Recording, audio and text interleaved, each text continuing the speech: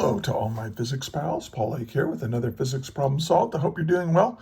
We're going to do a work problem. We're going to find the additional work needed to double the displacement of a spring.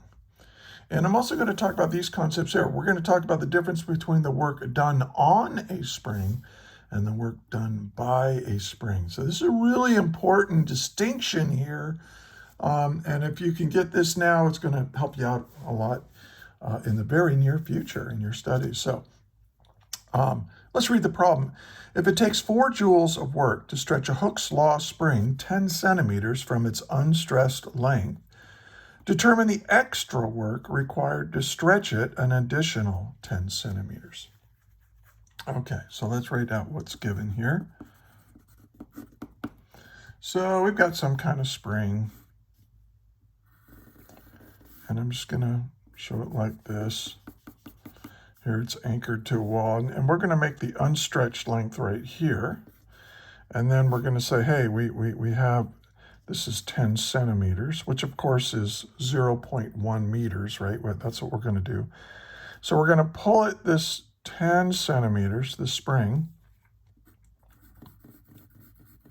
So here's the spring at its relaxed length, and then we're going to pull it like this. So how would it look? It would look a little bit more like that.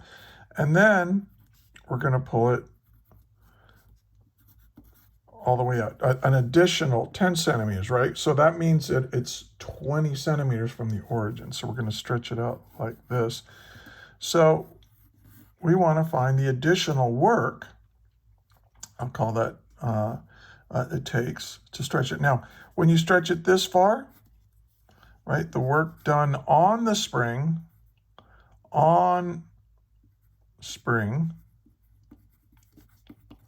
that's kind of, maybe I'll abbreviate that as OS for on spring. It's 4 joules of work. And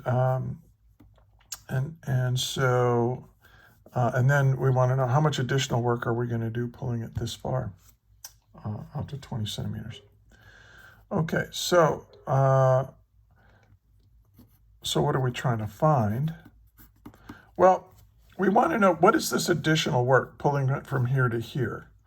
So I'm going to call that the change in work, or how much work changed, or did I have to add pulling it out this far? And I'll just call that delta work. It's kind of an awkward, I don't know what else to call it though. All right, so let's solve it.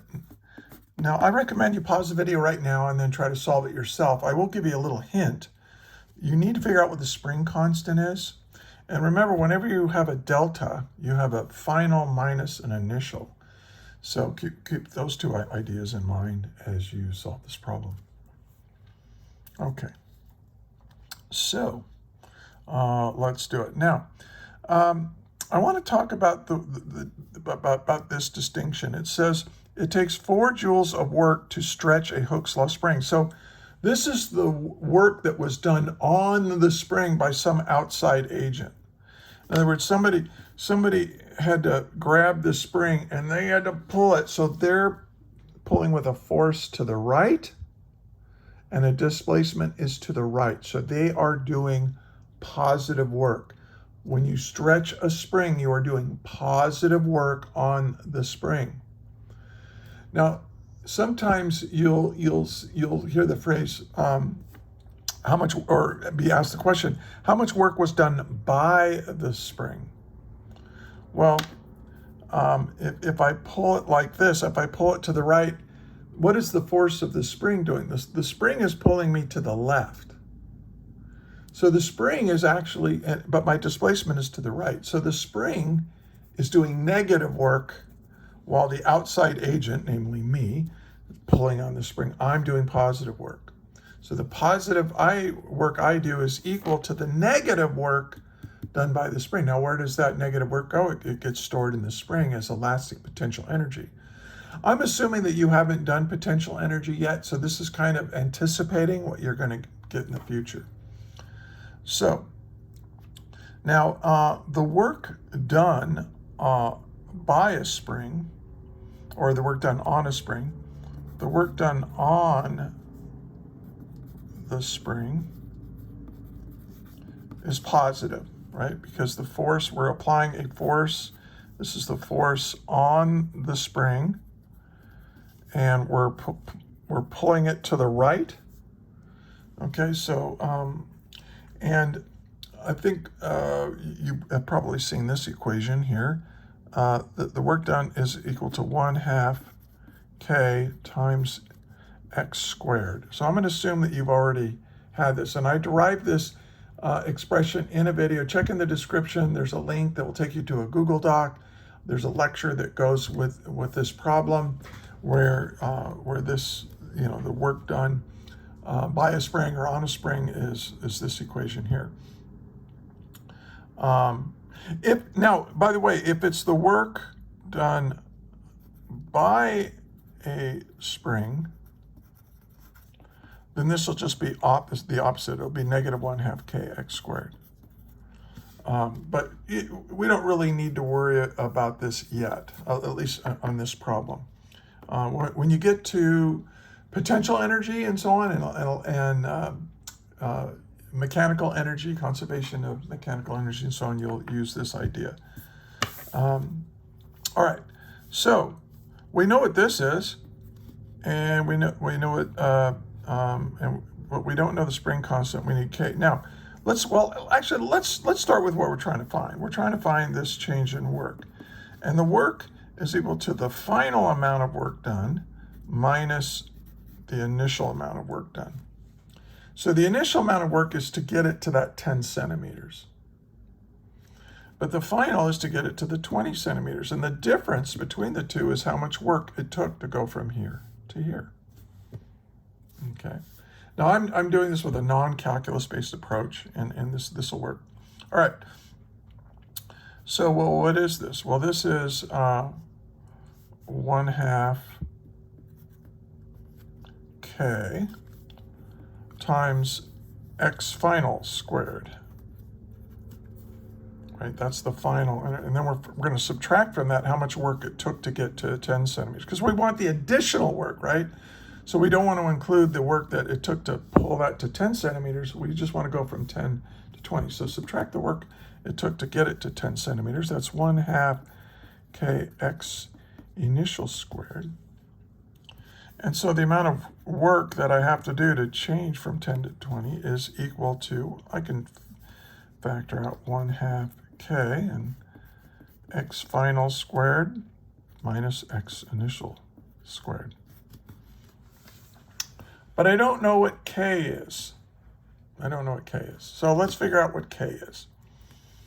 Because I know that the work done, the initial work done, is equal to 4 joules, 4.00 joules.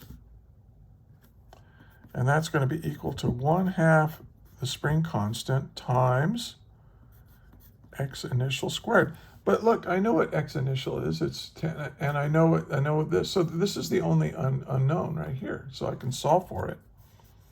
The spring constant, sometimes called the force constant of the spring. I just usually call it the spring constant.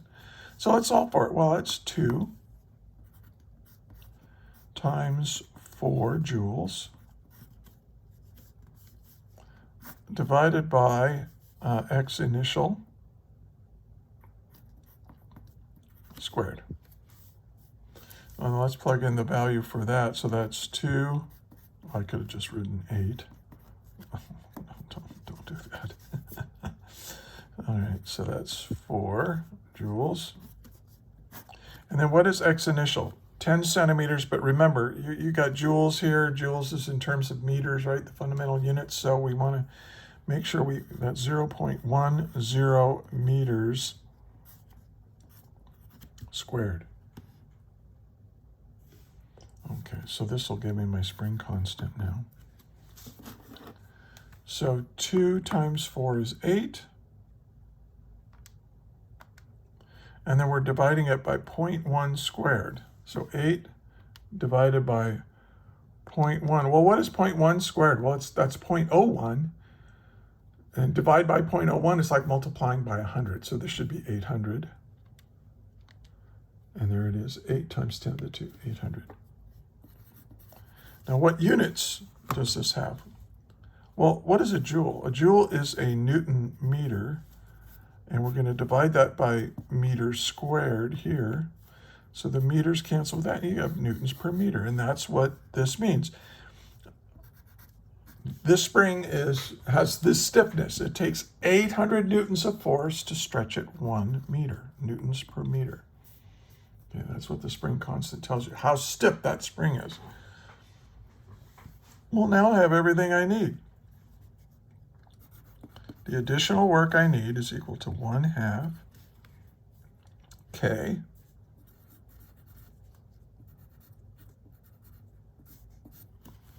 and then this is, what is X final? Oh, well, that's 20 centimeters, which is 0.20 meters.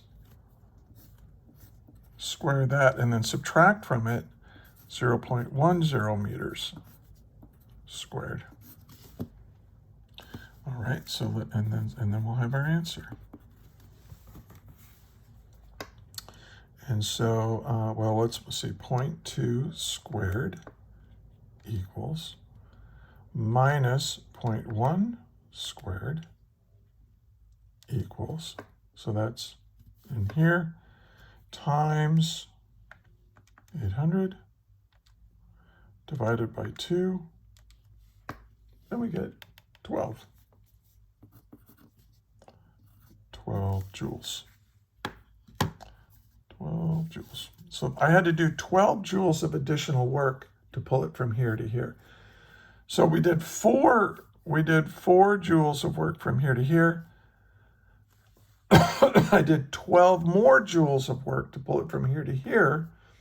So that means I did 16 joules of work total, right?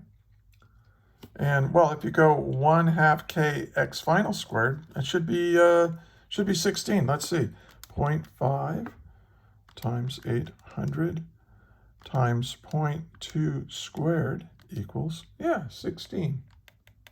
16 joules. Take 4 away and you get 12. Okay. Now you can also look at this problem graphically. This is going to be the work done on the spring, and let's see, it goes out to 20, so I'll go 2, 4, 6, 8, 10, 12, 14, 16, 18, 20 centimeters. And we'll just call them centimeters. Okay. Now, this, do I really want, because this is going to have a slope of 800. I'm not gonna scale this. This is the force. I mean, we could figure out what the force is, but I'm not going to worry about that. But the force that you have to apply, this is the force that you apply to the spring. Some outside agent is applying, so it's positive, it's to the right. But it does obey Hooke's law. And so, the area underneath is the work done on the spring. So really what you're looking for is, what they asked for is this, the work done in this part right here. Well, this was 4, and this was 12. And so, this is really one, you can kind of think of this as being 1/4 of the total area of this triangle. And does that make sense? Well, sure, because if I were to divide this up into triangles, I'd have 1, 2, 3, 4 triangles, and one of them's there. Anyway, I'm probably beating this, probably going a little too far with this. But you can think graphically as well as analytically when you're dealing with work. The work done by a varying force, a force that changes as your position changes. Okay, and there's your answer. And there it is, another physics problem solved. Woohoo! Now, if you think I made a mistake, or if you think I was unclear, or if there's a better explanation, put it in the comments. But timestamp with your comment, and then I'll scroll to it and take a look. I mean, if you have a question, especially if you have a question about what I did, I'll answer it. I promise. I have a small channel, so unless you're watching this 30 years from now, and I'm probably 6 feet under, I'll answer it. Also, hey, I love hearing from you guys. So if you just want to say hello or say thank you, tell me where you're from. I will respond to that too as well. Hey, and if you check in the description, there's links to more resources. This video is going to be added to that resource. Every day I try to add a video to it. I literally hundreds of videos of example problems like this one, all organized in a whole series of Google Docs worksheets, and it's all open to the public. You can use it as a student. If you're a teacher watching this, you can use all my materials. It's totally free. So check that out. Look in the description. There's a link. I think I have 15 different Google Docs, but they're all linked together. So check that out. There's lectures there as well. They're like worksheet form. So if you're a teacher, you can just print out the worksheet and hand it out to your students. Also, I am a private physics tutor. So you can, there's a link in the description on how to get in touch with me. I'm gonna brag a little bit. I'm really good at tutoring, and it's all done online. It's just like this with my hands under paper, and works really well. Works really well with Zoom. And so check that. My rates are reasonable. I can really save you a lot of time and a lot of stress. I can help you improve your grade. So that's good. Yeah. And finally, I do want to thank you. I always end my videos with this. I want to thank you for studying physics, because our civilization depends on physics. All this technology that we take for granted, everything from air conditioning and lighting to computers and everything, it's all based on a foundation of physics. Our technology depends on smart, hardworking people like you learning how the universe works, so we can keep going. And also, I just want to say the universe is pretty interesting. And the more you study physics, the more interesting it gets. So you're kind of in the grungy part of physics right now. I'm just going to say it. The best physics is in front of you. The most interesting physics is still in front of you. So keep studying, keep working at it. And thank you for watching. And until the next video, may the net force be with you always. That is all.